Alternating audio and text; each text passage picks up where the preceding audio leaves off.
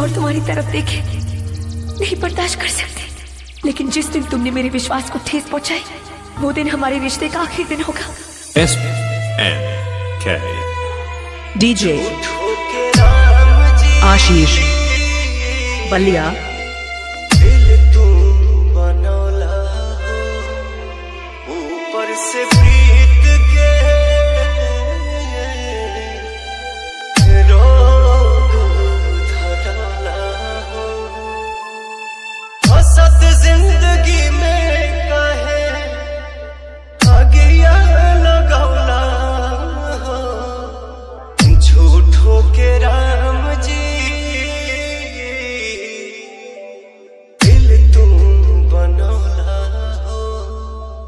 ऊपर से प्रीत के DJ रोग आशीष बलिया।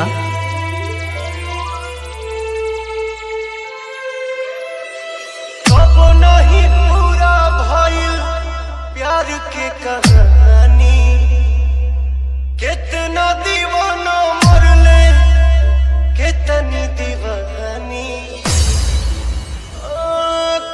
नहीं पूरा भइल प्यार के कहानी, कितना दीवाना मरले कितनी दीवानी, नेहिया के बंधन काहे जोड़ के तू रौला हो, DJ आशीष बलिया। हसत जिंदगी में काहे आगिया लगा हो, हसत जिंदगी में काहे आगिया लगा हो, झूठो के राम जी दिल तू बनौला हो ऊपर से प्रीत के